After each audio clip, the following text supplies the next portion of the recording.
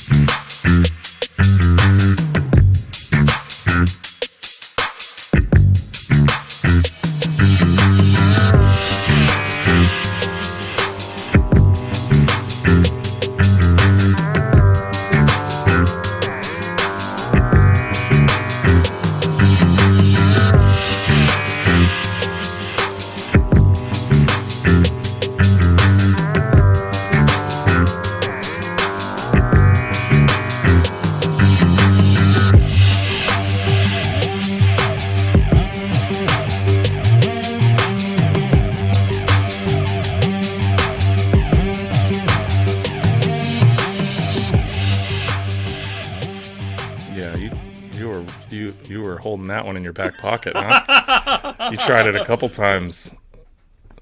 Oh, let's make like... Oh, sorry. Pokemon. I'd beat Pokemon. So let's make... Oh, yeah. Mm-hmm. Yep. So let's make like Cameron and slide on in. Slide on in.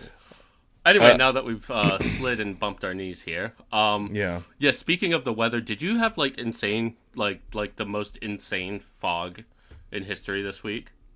Yeah, up there. Yeah, like dude, like I was like driving across the bridge in Providence, and like dude, just like straight up like maybe 10 feet of visibility. Mm-hmm. I was waiting for some fucking tentacled beastie to just rip my body and car in half. Has that happened to you in the fog before, or no? Like the Stephen King book and the movie, The Mist. Yeah, that was Mist, though. The fog was different. That was ghosts. I'm about to stop recording and go back to packing. There were ghosts in the fog. So yes, we did have that fog, and I actually was talking about that Stephen King. I've never read the book or the short story, but I've read the. I saw the movie. It's a novella. And sure, okay. So I've never read the novella. Read it in high school. No. But I know that they changed the ending for the movie. Yeah. And I was talking about that. I was like, oh, like crazy fog we're having. Hope I don't have to kill my own son just like seconds before the world is saved. Yeah. You know. Sorry if that's a spoiler for the movie The Mist. For anyone. Was that Thomas Jane? Thomas Jane, yeah, he's in it. I like Thomas Jane. He's all right. Yeah. He's got some decent parts, but then like, you know, like I like the show, The Expanse. And his little role in that show is it's just he's playing that part weird. He's got this weird haircut. This weird like really long gonna bring it back to Davey Havok, I guess. He's got like the Davey Havok bangs, but then like the rest is undercut. Yeah. And it's just a very, very interesting portrayal. Yeah, it was odd. So I watched the first season of that show, and I actually have read the first few books in that series. Mm-hmm. And I will say, you know, the show seemed cool, and you told me that the show gets better as it goes along. Yeah. Season 1's not very good. But I like those books, and if you want like a pulpy, just like a straight ahead sci-fi adventure series, it's pretty cool. Yeah, I like the idea of like sci-fi that's like still kind of grounded in like reality to a certain extent. Like a lot of like the ship technology and stuff. There's no like magical like faster than light travel. It's just kind of like you know. Anyway, I thought it was pretty cool. Yeah. There is some faster than light travel in it, though. I think they get to that point, yeah. Yeah, they get the wormholes. Well, I'm not that far into the books yet, but... That's like season 4. Yeah. Wormholes. So. You know what I was thinking about the other day? What were you thinking about? So, you know when it rains, and you start to see... Obviously, you start to see earthworms coming up out of the ground, right? Yep. To escape drowning. That's some good eating. What'd you say? That's some good eating. Yeah. So, yeah, obviously an opportunity to feast, but... Yeah, for a bottom feeder such as myself, too. I was just thinking about that. I was like, how to...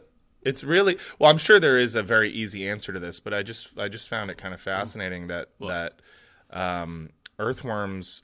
Even when they're like being like inundated with water and lack most like sensory organs, are still generally able to, and I don't know how many earthworms drown underground in those storms, ostensibly a lot, I would guess, but they're able to like orient and make it. Do you think they just like pick a direction and half of them get lucky, or do you think, or I guess a quarter of them, or do you think that like they're just that good at I don't know, navigating under the earth? What do you mean? So, like, when it rains, they all trek towards the surface, right? Wow. And I guess I can see how, like, before the Earth is waterlogged, they probably are using, you know, like, geothermal cues or, like, gravity or whatever. But once they're, like, in, like, waterlogged soil, it seems, like, even more impressive that they would know how to find their way to the surface. I mean, they're blind. They lack most sensory input. And so it's just kind of, I don't know, it's just impressive because they all, and Might then be they, a pressure thing. Might be a pressure thing. pressure could be it. And then they just know to like find their way to, you see them all moving towards like pavement or areas where it's, and it's like, how do they do that once they're at the surface? Like, how do they know to pick it? Do they just pick a direction and go and hope that they Maybe there's a lot of them that you don't see in the grass going the wrong direction. Right, that's what I'm saying. It's just, I was just thinking about it.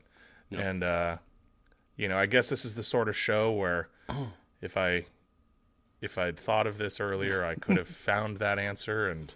Hey, you know what? For any listeners at home, any of you weird bug and insect and whatever people, entomologists or anything, I don't know if worms fall into the entomologist. I don't think category. so. I don't. They're not bugs, but I know that. Well, anybody who's into worms, if you're a worm person, if you're some squiggly little worm person, some nasty little beastie enjoyer. If you're a helminthologist. Yeah, if you're one of those, email us. leftunreadpod@gmail.com. Let us know how the worms do what they're doing. Oh, that's the study of parasitic worms is helminthology. Okay, yeah. So don't talk to us if that's what you do, because that's just weird. Yeah, I'm grossed out by that. Yeah. What is a worm science? What is a worm science? What is the study of worms called? Yeah. Okay, yeah. Huh. All right. Well, apparently there's a lot of different things that get called worms, and they're not all true worms. Yeah, they're all different fucking things, yeah. Earthworms might not even be worms. Okay. Yeah, so, Yep. This is... So... as you can tell, this is another one of these episodes. Half of my apartment is packed up right now. Yeah, I don't think we even need to qualify it. The last ever episode that I will be doing here in this room. And I'll be in my new place. The last correspondence from the New Bedford branch of Left Unread Studios. Correct, yes. We will be shuttering our doors permanently. Yeah. This Saturday, December 30th. And we'll be opening up the Providence branch. Mm-hmm. Which is exciting. I mean, that's a big change. I think Italian pastures, less Portuguese. More Italian pastures, yeah. Yep, Evan's putting out to pasture. No. So once the new year is rung in, I think we'll probably be kind of back to our usual work schedule here, and we've tried to get out episodes regardless because we want to be consistent for you. Yeah. When I'm on the dating apps, one thing I see mentioned a lot is consistency. As a turn on, and we want nothing more than to turn you on, folks. We want you hot and bothered weekly. Yeah. At our dulcet tones. Mm-hmm. Yes. Yeah. At our talk of worms and worm-like behavior. Yeah. But don't worry. Speaking of worm-like behavior. Yeah. I know we wanted to talk a bit about the international fugitive, Wander Franco. Yeah. Luckily, the world keeps turning, and there are lots of things to read about and discuss, even if they are not the life and times of Genghis Khan or weird Greco-Roman penis cults. So, one of the things prefer those things. We do like those things. We prefer them. But yeah, one of the things that we both mentioned wanting to discuss this week was the disappearance, which is the latest sort of element in the ongoing Wander Franco story. Yeah. Which, for those of you who are not familiar, maybe Evan, being the real baseball head of the two of us, could fill you guys in on who Wander Franco is and what's been going on up to this point. Yeah, so Wander Franco is the superstar shortstop of the Tampa Bay Rays. He was this dude he's 22 years old. He's a stud. Yeah, and he was a major prospect. He is a dude. You know what I mean? Yeah. And sometimes he was the type of prospect that Mike Trout and Bryce Harper, and for anybody who knows baseball, there's some big stars were on the level of the one time Joan Moncada was. And like, so sometimes like prospects like that, you'll get like Mike Trout, who's a no doubt Hall of Famer, best player of his generation. Sometimes you get Bryce Harper, somebody who's on track, most likely to eventually get into the Hall of Fame. Yeah. Sometimes you get people like Yoan Moncada, who was a good player for a few years, but just kind of fizzled out. Sometimes you get nobodies. And Wander Franco, I mean, you can't really project somebody to be like Mike Trout, but I mean, he was like on pace for that. Yeah. Like Bryce Harper, Mike Trout plus territory, you know what I mean? Sure. And he came up at like 20 years old. He's from the Dominican Republic. He is the nephew of former major leaguers Willie and Eric Ibar. His mother is their sister.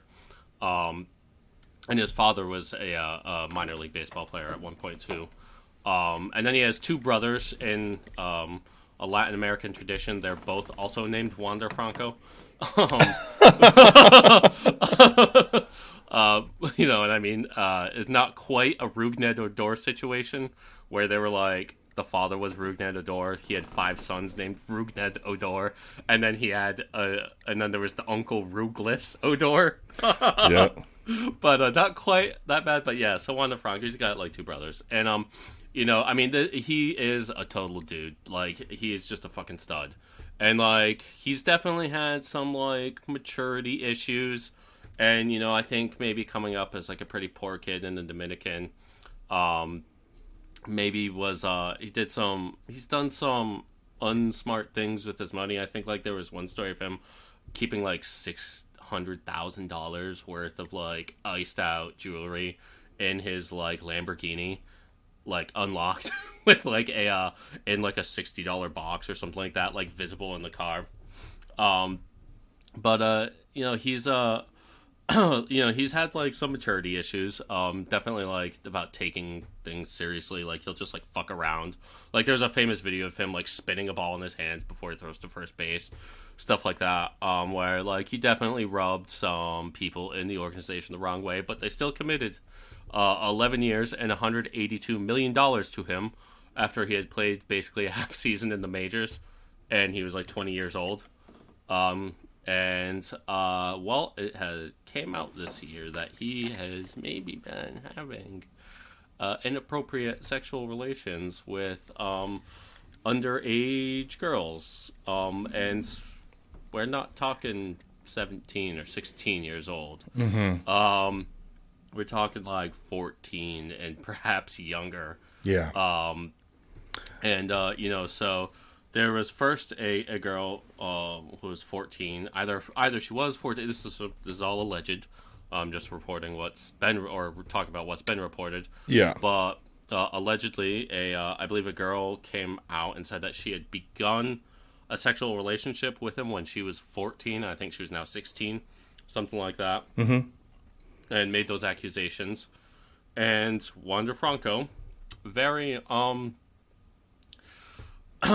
perhaps, I'm guessing maybe this was probably the one thing that both his agents and the team probably stressed that he not do, but he went on Instagram Live in the Tampa Bay Rays clubhouse to deny these allegations while, like, literally there was another teammate in the background dancing, like, half naked.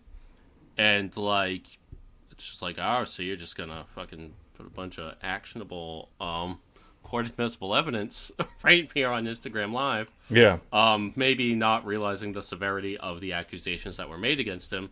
And then basically immediately, at least one other minor, again around the age of 14, came out, went to the police in the Dominican Republic, and an investigation began about him, at which time he was then placed on administrative leave, which means that he would still get paid. It wasn't a disciplinary move, but it's kind of like, it's a distraction. We're going to put you on leave.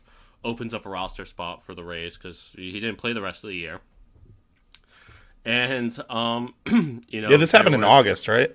Yeah, August. And there was, like, a lot of reports that came out, including one person anonymously, but that was apparently very close to him, who knew all of the details about the allegations, who had even speculated to some, like, MLB reporters, that if is accused is true, that Wander Franco will never play another Major League Baseball game again. Again, this dude's 22. And, well, it just came out 2 days ago that new information was acquired by the police about multiple instances of sexual misconduct between Wander Franco and multiple potential victims. And the police in the Dominican Republic raided 2 homes looking for him. Yep. Which he was at neither of these homes. There was then yesterday, or perhaps later in the day on Tuesday, I can't remember what we're recording this Tuesday. Yeah, so this was most recently updated, the article that I'm looking at. Something happened just a today. few hours ago. Yeah, so but before the stuff today. They raided his house a day or 2 ago.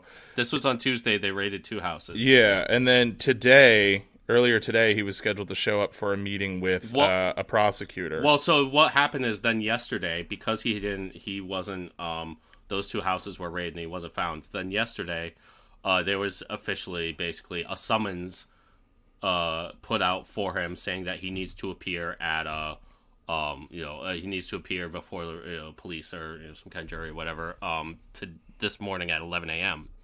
Prior to 11 a.m., it then comes out this morning that he had fired his lawyers, which would also mean that he may have fired them so that they could not, I guess, be compelled to answer as to what his exact whereabouts are. And then he never shows up for that 11 a.m. summons. Yeah. Which means that at this point, he's likely to become an international fugitive. Yeah, he's missing. He is officially a missing person, and person of interest. A person of interest, certainly. Yeah. And I mean, I'll say this: if you're vehemently denying accusations of any crime, and right before you're scheduled to attend your first official hearing on that matter, you disappear off the face of the earth, it's not a great look. Yeah, to just lamb it. Like he's looking pretty guilty. I mean, and granted, even just based on like the evidence that's been publicly available, I think it's. I mean, there were social media posts of him with the first accuser. There were some pretty damning social media public posts that had been made that very clearly looked like he was. I mean, he was touching this person in a way that. Yeah, I wouldn't touch you that way. Yeah, I've only ever touched somebody like that because I was having a sexual relationship with them. Mm-hmm. And so like your dad and like nope. And so this girl is under the age of 18, and those pictures do exist. So it was kind of like. And here's the thing: it's sort of, for me, it's sort of like a It's almost like the Michael Jackson scenario where it's like, okay, even assuming that like the only parts of this that are true are the parts that there is like actual evidence for, you're a weirdo, man. Like, even if there's never any substantiating evidence of like further like sexual misconduct, it's odd to do this. You're a creep. You're a creep for sure. If the pictures are the furthest it's gone, you're a fucking creep. And of course, I'm like referring to like Michael Jackson admitting that he like snuggled with children and like would sleep with them and whatever, and obviously denied, raping them or having sexual contact with them. But like, even if the all that was publicly known true stuff is bad, is bad. Yeah. So anyhow. So anyway, So like I said, he's been making a series of pretty ill-informed decisions, as it was already, as it were. And now this is it's pretty bad. I mean, it's insane too. I'm telling you, this dude was putting up superstar numbers starting from when he came up at 20, and like he looked like he would be one of the faces of baseball. Yeah. And I mean, like, this dude's probably gonna go to prison for like maybe decades.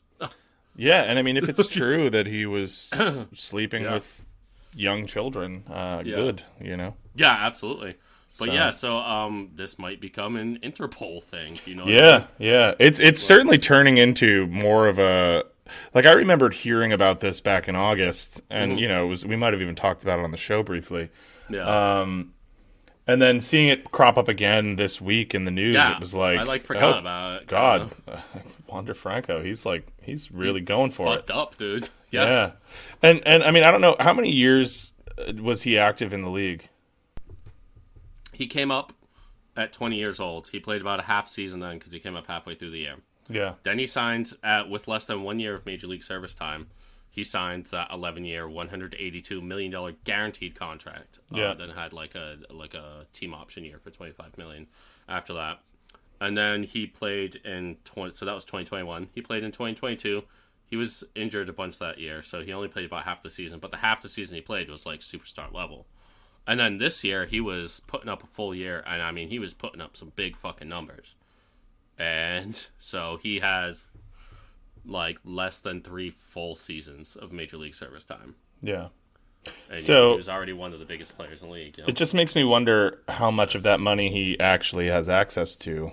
And so right now he's been paid the first 2 years, but the thing is, the way that Major League Baseball salary operates, the way that people make money, you don't really make money the first 3 years in the league. Now I'm guessing he probably made, I don't know, I can look up the structure of the contract right now. He probably got a big signing bonus. Yeah. You know what I mean? Well, I'm just thinking in terms of like... He did not make a ton of money yet. That's what I'm saying. He was guaranteed to if he just stopped fucking kids. Or never did it to begin with. But that's actually what I should have said. But the thing is, there are provisions in Major League Baseball that you can have that, if you violate, the domestic violence and, child abuse policy of the league, your deal gets fucking thrown out. This is part of collective bargaining. Yeah, let me see. I'm trying to look up the exact salary breakdown. Just give me a second.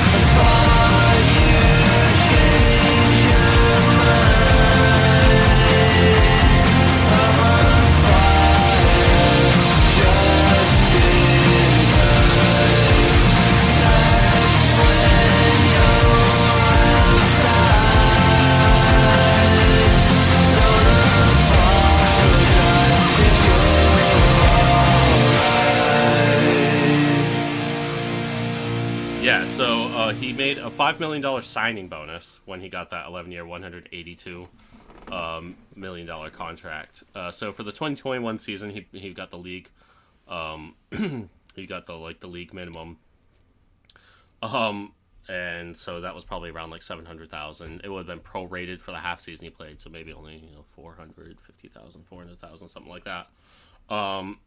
Let's see. So for 2022, he made $1 million. 2023, he made $2 million.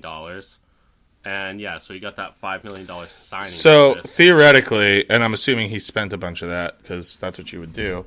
Yeah, well, that's why I said like where he had the $600,000 in jewelry. Yeah, and that he fucking he's gonna be trying to pawn that. Yeah, and he had the Lamborghini as well. Mm-hmm. Now let me try to see his. I'm just thinking of like how much money does he have to stay on the lam? Probably not that much. And you can't. I mean, maybe he has $3 million. You can't hide forever on $3 million. He probably made like a little bit in endorsements and stuff, but like probably not that much at this point. Now, what was his signing bonus as an international prospect? Probably, I'm not sure it was a ton. He was ranked as one of the top international prospects 2017. So I mean, maybe he made like $4 million or something like that. I'm not exactly sure how much he made when he signed as an international free agent. He was a big prospect, probably anywhere from like $1 to $4 million. So he might have that on top of it. But yeah, fuck. Yeah, man, that's tough. It's Oh, so his signing bonus. It looks like his signing bonus as an international free agent was $3.825 million. 2021, he made about $300,000. 2022, $1 million. 2023, $2 million. $5 million signing bonus. So yeah, he's made in total about $8 million. He made some for incentives. Some other shit. So a total about 12, maybe 13 million so far in his career. Yeah. According to Spot Track. That's according to Spot Track. So yeah, estimated earnings about 13 million. So it's probably all he's ever going to make. Yeah. So what would the team have to do to get out of paying him? Because he's currently in a guaranteed contract, but I'm sure if he got found guilty of a crime, they could. He doesn't even need to be found guilty. If the league finds that he violated the policy, right? I mean, because like Trevor Bauer, famously of the Dodgers, Trevor Bauer was not found guilty. I don't even think he had charges officially. I mean, he was like charged, but yeah, the charges were eventually dropped. But the Dodgers were because the league found that he had violated the policy for domestic violence. Yeah. The Dodgers were able to avoid his contract. Yeah. So that's allowed in the collective bargaining agreement. If the league finds that you have violated the league's policy on domestic violence, child abuse, that kind of stuff, you can void the contract. Well, that's good.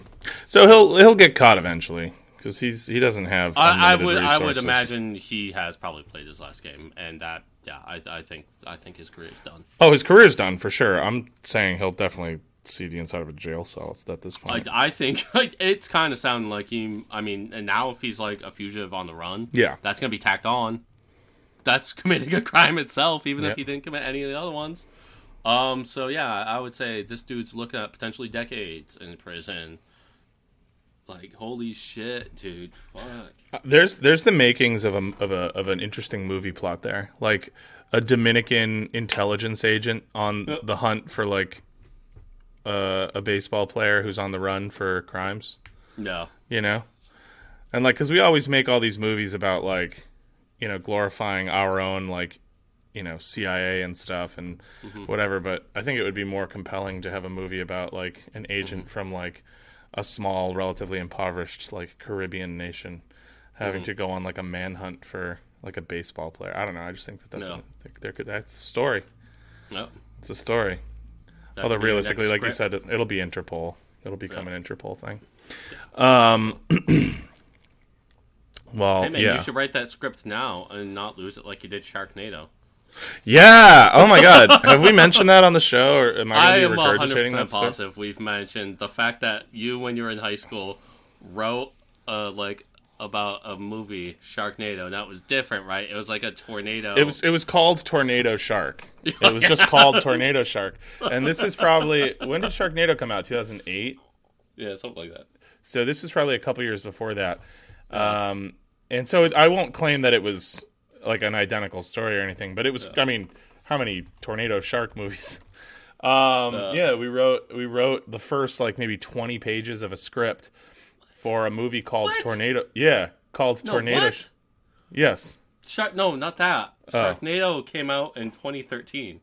Damn. All right. So this was when I was in high school. So this is probably 2007, 2006. Tornado Shark, and the premise was that a tornado hit a nuclear power plant, and I think this was probably, when did Fukushima happen? Because my guess is 2011. So it wasn't inspired by that. Maybe I predicted that as well. It hit a nuclear power plant that was like near the ocean, and the tornado became imbued with nuclear energy, and flew over the ocean and picked up a bunch of sea life, mainly like a bunch of like ravenous sharks, and they mutated and became like one giant whirling like intelligent superorganism of like sharks in a tornado, which then went on a rampage through some city. So it's different, obviously, but still similar enough. I like it. Well, when that movie came out, I immediately was like, no fucking way. There's no fucking way that a Tornado Shark movie actually got made. And so I remember going through like IMDb and being like, is there anybody that I like whose name I would recognize associated with this movie at any level? No, I never found anything. So I don't think that there was any connection. I think it's just a happy coincidence. But man, was I fucking bummed, because that's just another example of like me not trying that hard. No. If I had just cared about Tornado Shark, apparently it could have been made. And if you named it something better like Sharknado. Well, I'm sure at some point in the development process we would have come up with it. That was just the working title. Yeah. Was Tornado Shark. Yeah, some producer would have. What about Sharknado? Yeah. Or Tornarco? Yeah. How about Twistark? Twistark. That sounds like the Sci-Fi Channel original knockoff. Yeah. Like, you know how, like, the movie Pacific Sharknado was sci-fi, though. Yeah. That's right. The original one, I think, was, like, a Sci-Fi Channel original, wasn't it? No. Those were some great movies. Made for television, science fiction, action, comedy, horror, disaster films released by Sci-Fi between 2013 and 2018. Yeah.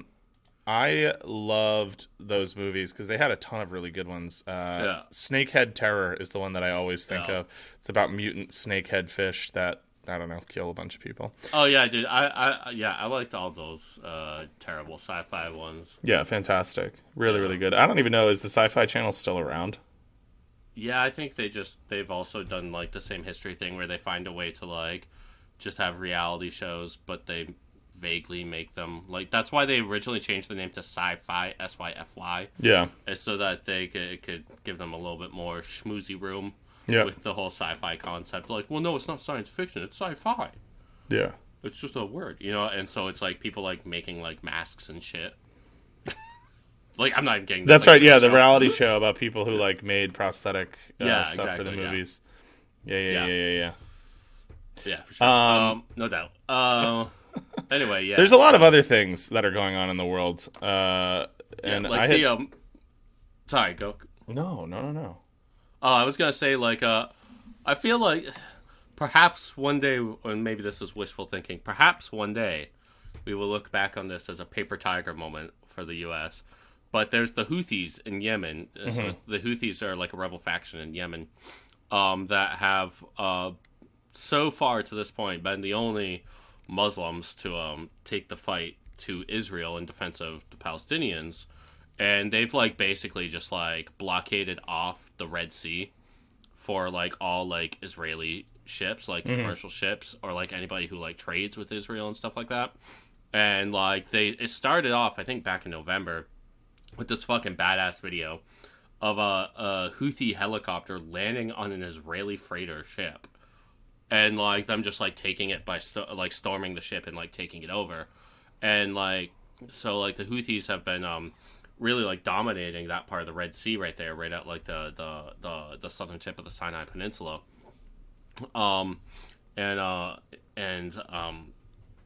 So the United States has recently, I mean, this has been really disrupting commercial traffic, because if you can't go through the Suez Canal and through the Red Sea, you can't take that route from the Mediterranean to like the Indian Ocean. The only other way is around all of Africa. Yep, and then through the Mediterranean, right? So yeah, and the Suez Canal empties out basically like right off the coast of Israel. So it's like, it's a difference of thousands and thousands of miles. Yeah.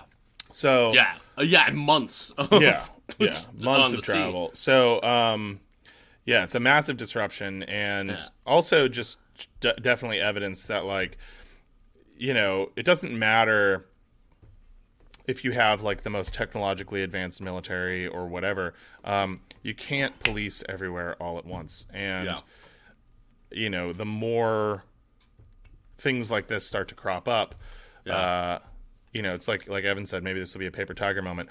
I think definitely, at least it already is, in the sense that it highlights the fact that, America can't be everywhere. Yeah.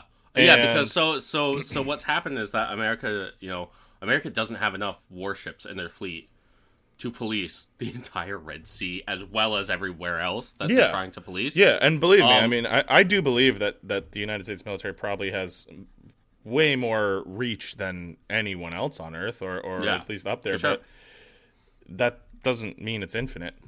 And this isn't Crusader Kings. You can't just click at a point on the map. And remember, like, America needs to have some ships staying in the Eastern Mediterranean. I mean, dude, when all this shit started going down, when, like, Israel started bombing the shit out of Gaza and, like, invading, they were, like, you could see online a bunch of American warships start hauling fucking ass into the Eastern Mediterranean. I mean, just flying through the Straits of Gibraltar, flying all the way through there, like, a bunch of warships and, like, aircraft carriers.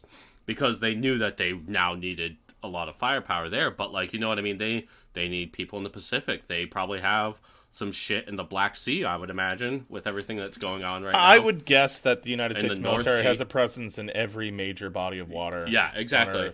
But now, but the thing is, how stretched thin is it? You know what I mean? And, like, you can only travel so fast. It's not like, fucking you're playing a video game or something like that, like a Paradox game, and you can just quickly split off ships and, like, put them somewhere.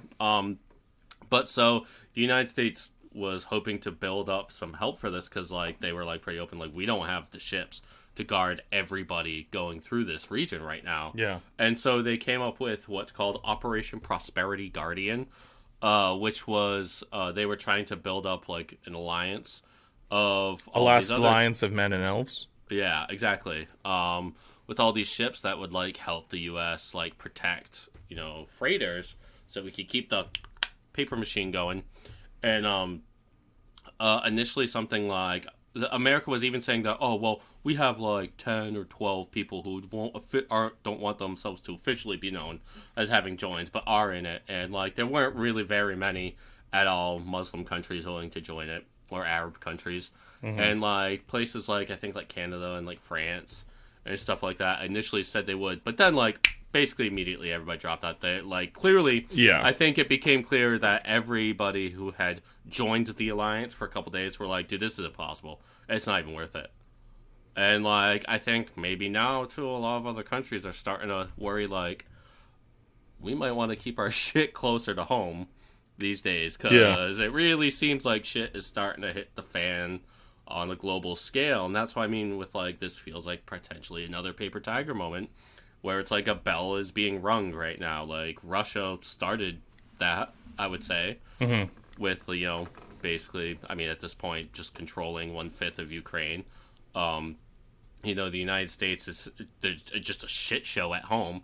Like, we keep saying that we want to, like, fucking fund multiple wars, multiple proxy wars, with both Israel and Ukraine, and fucking Taiwan, preemptively. Yeah. But like, just look at like the crumbling infrastructure in our country right now, and like how. I mean, I'm sure other countries are looking at like the polling that basically both of the parties in this country have, and they probably still remember what happened in 2020 in this country, and I'm still really wondering if this is again another paper tiger moment where a bell has been rung, and a lot of people, a lot of other major powers in the world, places like Russia, Iran, China, are starting to take notice of that, and America continuing to lose countries in its own orbit that had been for a long time in the Western Hemisphere, like Brazil and Colombia and stuff. Mm-hmm. I feel like these are really starting to add up here. Yeah, man. Yeah, it's starting to look a little hairy. Well, starting to look a little hairy out there in the world. President Xi, sir, you may fire at will. Your soldiers are in position. Oh my goodness.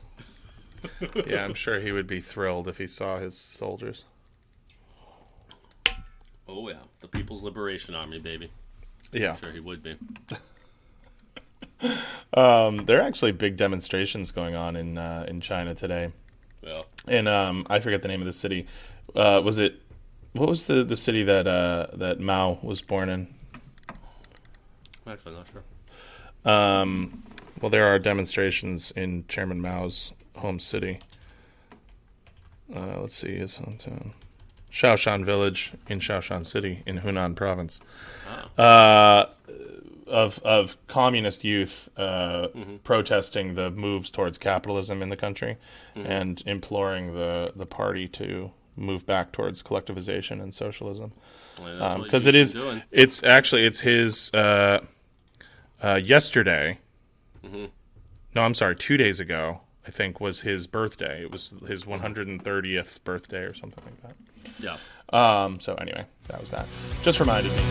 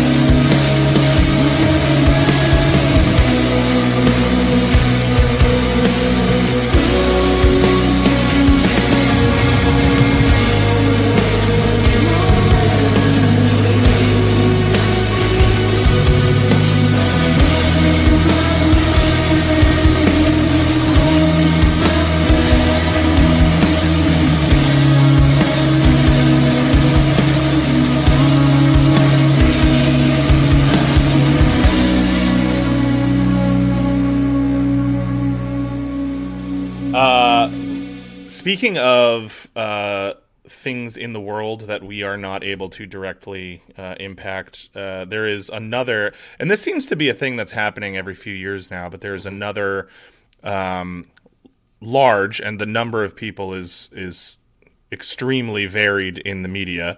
But there's another large, thousands strong foot caravan of people moving through Central America towards the U.S. border with the intent of entering the country, asking for asylum and the right to work. And I'm sure that people are starting to hear about that. I saw that the New York Post says that it's 15,000 people. The AP so you says... can probably take it down by about an order of magnitude. The AP is saying it's about 6,000 people. But it's thousands of people for sure. I saw some reports say 8. So 6 was the lowest, 15 was the highest. Definitely at least somewhere in the middle there. And it's an organized movement, as these caravans tend to be, as opposed to the sort of like what I think we think of as a trickle of, whatever random folks kind of making the move to come across. Generally, they are in groups, but this is an organized march with the simple mission statement of wanting to escape either political or narcotics-related violence in their home countries, mostly in Central America, but some in South America. Lots of folks from, Colombia, but also from Guatemala and Honduras and whatever, have all sort of joined into this march. And it's moving rapidly north. They've entered into southern Mexico. And so the U.S. and our, immigration crazy government are shitting themselves. Because it's a huge PR disaster if you just, assault a bunch of people right at the border. But the media is also obviously kind of going overtime, whipping this up into some crisis. These people aren't, marching to invade and, rape and pillage, which is how I think it gets portrayed a lot. Yeah, they're trying to get away from what we've done to their countries. Yeah. And, I mean, you can read interviews with a lot of these people. They're real people, and they're just, pretty much universally just saying, nope, I can't go back home. It's too dangerous, and I need to provide for my family. So I'm going to the place that I can reach on foot that will potentially allow me to do that. And I think we're just going to start to see more and more of these sort of organized mass movements of political refugees and people looking for stable work and life, coming towards the country. And it's just interesting to me to see the way that it gets handled in the media. Donald Trump famously, during the last such caravan, which was, I think, during his presidency, the last widely reported such caravan, referred to them all as a bunch of, rapists and murderers, which likely not true, unless, of course, our boy Wander Franco's among them.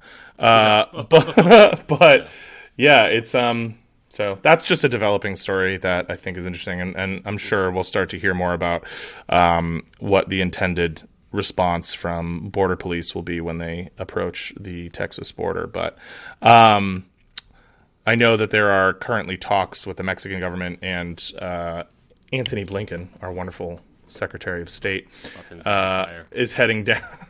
He's heading down to speak to Mexican politicians about what the response is going to be to this. And I know Kamala Harris a couple of years ago speaking to the assembly in, I think it was Guatemala, and she literally said the line, "Do not come. Do not come. Do not come." Well, I know that Mexico's President Obrador is AMLO saying that he's going to play hardball with Blinken and, not just capitulate and say, we'll stop them for you. I think his goal, or his stated goal, is to push the United States to, in exchange for Mexican cooperation in stopping the flow of illegal immigration, is to try to convince the U.S. government to supply more material aid to the countries from which these people are leaving. Yeah. Which, I guess all good and well, but I don't see us... I don't see us really coughing up the dough too aggressively on that front. Yeah, you have right now the Democrats so bloodthirsty for Israel and Ukraine that they are, in order to get Republicans to sign off on billions more for these wars, in order to get that they're willing to go like super hard on immigration, like do like Trump era, which I mean they've already been continuing really, but like go like really like brutal and like scorched earth on like immigration policy. So the Democrats both willing to commit genocide and also to act like Republicans at the border. Yeah, well, we don't have any true even what I would call like liberals in the U.S. government for the most part anymore. So there is a great quote from Luis Garcia Villagran, who is one of the, or I guess it's probably Villagran, who is one of the main organizers of this caravan, pertaining to the meeting between Mexican President Obrador and Secretary of State Blinken. He said it will be a meeting between fools and fools who want to use women as trading pieces. We are not trading pieces for any politician. Basically saying like, well, we're not going to be participating in these talks, so I don't know. It's just going to be idiots talking to other idiots about what to do about us. Well, we're just going to keep marching. So, we'll see you when we see you, which I like. Yeah. The Mexican policy, well, the U.S.-funded Mexican anti-immigration policy is popularly known as contention, meaning we want these groups to have their access contended well before they actually reach our borders. I think for public relations purposes, so that it doesn't look like we're turning away as many people as we are at the border. I mean, over the past several months, there's been like 10,000 people a day turned away at the U.S. border with Mexico, which is insane. That's a huge number of people. And I would guess that there's lots of repeat offenders, people that get turned away and try another spot or make it through or whatever. But, it's to think of it as a trickle is kind of, ill-informed. There are obviously one thing that I think everyone can agree on, whether you think that it is right or not to allow these people into the country, is that there are lots of people trying to enter the country. And I don't think anybody in good faith is trying to argue that that's not the case. I think the question is just whether you think they should be allowed in or not. I don't think it's any secret where Evan and I lie. No. Absolutely not. Fuck them. No. They can go back home. Fuck them. They're taking our jobs. America's for Americans. Yeah, if they learn to speak American. Yeah. So anyway. Hell no, I ain't gonna press 1 for English. The hell. What else is going on? This is a small one, but I think this is a cool one. So the Eiffel Tower, which for a long time was regarded as an architectural monstrosity by the vast majority of Parisians, but has since come to become a symbol of that nation, especially to foreign tourists, and is one of the most trafficked areas in France, which is one of the most trafficked areas in Europe by tourists. Huge amount of the French GDP is tourism. And as the Eiffel Tower marks the 100th anniversary of its founder's death, the tower itself is closed as workers there are on strike for better working conditions. And I think that's great. So they're negotiating more fair contracts over hours and healthcare and all sorts of fun things. But they are closing down the Eiffel Tower just as the 100th anniversary of the death of Gustave Eiffel, I always forget his first name, is coming. And I just think that's nice. Good for them. Fuck the Eiffel Tower. Yeah, okay. Yep. What else? A couple other little things. Here's the big one for us here in the United States, and I think the real sorrow of this will be felt the world over. But Gaston Glock, the Austrian developer of the Glock, handgun, is now dead at the age of 94. Died peacefully of some 94-year-old. I mean, I'm sure there's some medical cause, but at 94, I think it's all peacefully. Yeah. You call it whatever you want, heart failure, whatever. You're 94. Rip to a real one. Yeah. I mean, so the company was founded in 1963 near Vienna in Deutsch-Wagram, Austria. Yep.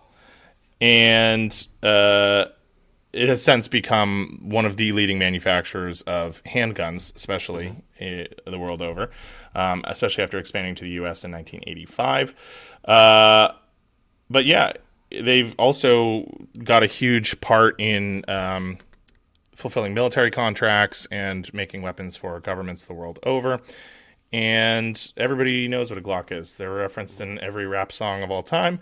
They were early adopters of using resin as opposed to full metal, or I guess to a lesser extent wood construction in their pistols, meaning that those handguns tend to be lighter and cheaper and easier to produce. And some people will say that that's a problem. Others will laud that.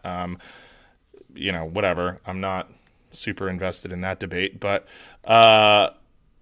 one interesting result of that is that Glocks are one of the easiest firearm templates to replicate at home, particularly if you have a 3D printer. Guns. Yeah. Right. So, and you can also go online with Glocks especially, and you can buy unfinished frames. So, and you don't need, in most places, the same licensing that you would need to buy a full functioning handgun to buy an unfinished frame. The unfinished frame is the part of the gun that has a serial number on it. So it is, by all accounts, a legal firearm, and then you can just finish the plastic parts yourself at home and turn that into a functioning firearm. Now, I'm not saying any of this because I'm, telling anybody. This is all just, facts about it. I'm not trying to sway anyone any way or the other. Just interesting. It's marked a real shift in the way that firearms are available to people in their homes. And, there are definitely people that I would say, I don't know if Gaston Glock is Goose of the Week material, but it has certainly changed the way that gun Wander culture. Franco is the Goose of the Week. Yeah, Wander Franco is Goose of the Week for sure, but I'm just saying I don't take a super hard anti-gun stance. I am pro gun rights, although I do think that some states are a little fucking nuts about it. I think that you should have to be licensed and all of that. If you have to be licensed to drive a car, which I guess some of those folks would probably say you shouldn't have to be licensed to do that either. Oh, dude, it's like that famous fucking Libertarian Party debate. With fucking Gary Johnson. Gary Johnson is the guy who ran for Libertarian Party candidacy for president in 2016. Yeah. In the debate, it was asked should you? I mean, it was just fucking hysterical. Maybe you should put the clip of the video in here. Should someone have to have a government-issued license to drive a car? Hell no. What's next? Requiring a license to make toast in your own damn toaster? The license to drive? I'd like to see some competency exhibited by people before they drive. But it's at the debate, and the question is, would you support needing a license in order to operate a motor vehicle? And you got these fucking freaks up there hell no! And no license. Then Gary Johnson is well, I think maybe you should have to demonstrate some aptitude before you're sharing the road with the rest of us. And he gets fucking booed and jeered and shit. It's so fucking funny. Well, look at how fucking the glorious libertarian movement is working in fair Argentina. Oh, dude, it's that fucking. He's been in office for 2 weeks, and he's fucking. Oh, he has crashed the economy. Oh completely. my god, it's single-handedly. Yeah, employers can pay their fucking workers in goods in meat instead and of shit, money. Yeah, and crypto as well. Yeah. Let's see. He's the economy is completely crashing right now, and it's just being sold to the World Economic Forum. He is very funnily converting to Judaism. I didn't hear that part. Yeah, he's converting to Judaism. Of course, he fucks his sister. What? You know, his sister is he's unmarried and with no kids, and his sister is his first lady. Right. And they've got a weird relationship, you know, so he's the sister People used fucker. to say that Angelina Jolie used to fuck her brother. Yeah. That's fine. I think we could say Javier Milei fucks his sister. Yeah, Allegedly. no, I'm not defending it. I just Allegedly. was thinking of another alleged sibling fucker that I knew of. No. But yeah, no, you know, so things are, I mean, it is a real shit show in Argentina right now. Yeah, man. Yeah, man. They're up to some real funny business down there. Yeah, just the shock doctrine, the Chicago boys economic shock doctrine going in. Didn't do so great in Chile in the 70s, and I don't think it will do so great now. Yeah, I don't think so either. No. The last thing that I wanted to briefly mention is that the United States military is finally being compelled by Congress to allow independent prosecution and examination of sexual assault cases, among other serious crimes that occur between military staff or are committed by military personnel, which up until now, 2023, a lot of these crimes would have been handled by internal investigation, wherein obviously, you know, officers would cover for servicemen and women that they, you know, valued, et cetera, et cetera. There was just a lot of room for, there wasn't a whole lot of oversight going on.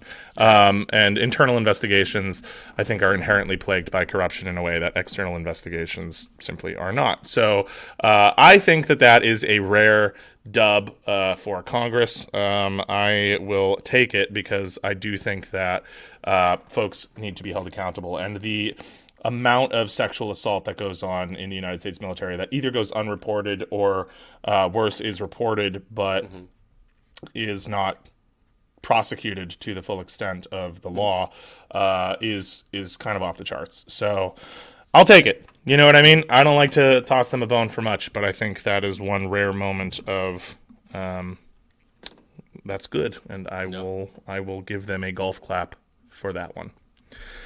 I think that's pretty much it. The only other thing that I had set aside is that coroner's reports have officially stated that the unfortunate fan in Brazil who died before Taylor Swift's show there a couple months ago, it was heat stroke, which is what we were all assuming, and I'm sure Taylor Swift was hoping for. She still hasn't condemned Tomas, by the way. Good. Correct. Yeah. Do you condom hummus? No. Okay. Yep. I do not. Yeah, so anyway, I condemn the IOF, though. So anyway, yeah, so I think that about wraps it up for today. Yeah. Rap bar. Allah! Ha Akbar! Allah! Akbar! Rag'em, rag'em, rat. Give me one of them hot dogs. What's your name, man? Willie James, better known as fucking chicken, as Allah Akbar. Hello! Let me pull on your dick a little while. No. I heard about that big old dick you got. You did. Akbar! That's a 15 guys. But yeah, anyway, so Wasn't no fun. But yeah, so if you enjoy the podcast and you would like to support us, you can find us on Patreon at patreon.com/leftunread. You can sign up there for a small monthly amount and help us keep the show running. Eventually, once enough people sign up, you'll get some cool perks, but for right now, we don't have any. However, you can rest easy. Right now, we're spending all the money on perks for ourselves. Yep. So, but you can rest easy knowing that it is going to stuff like podcasting hosting fees, to getting books for future. Oh yeah, we haven't and spent ongoing a dime of it yet. Just so Yeah. you know, it's not like we're out here like getting rich off the fat of the land or anything. Yeah. Yep. So got- yeah, it'll just go to upkeeping the podcast. Yeah. For right now, this is a labor of love. We spend a lot of time doing this. A lot of these series that we do take dozens of hours. So you know, really help us out. Also, it's getting to be insanely expensive and difficult for us to make ends meet without working odd jobs sometimes. So this can really give us more time to continue putting out good, high-quality content with great sources. If you cannot afford, no problem. You can always rate and review us on your podcast app of choice. You can also let other people know about us. We spread by word of mouth. So tell your friends, tell your family members. You can get drunk this New Year's and tell everybody at the party about us. You can do that. So if all these different ways that you can support the podcast and help us grow in 2024 and beyond. With that said, I got some more packing to do. So yeah, okay. All right. Well, we hope you all have a happy and safe New Year. We are, as Evan said, I think, or at least touched upon, in the new year, we'll be back to your regularly scheduled programming once my job kind of dies down and Evan's got his move squared away. In the meantime, thank you so much for sticking with us for yet another year. I think once we hit February, we will officially have done this for 3 years. But we're entering our third calendar year, and we will soon be at the 3-year period mark. So thank you guys so much for sticking it out with us. We appreciate it immensely. And to all of our Patreon subscribers, you know who you are. Thank you very much. And we will see you next year, I guess, as people say. Yes. Goodbye.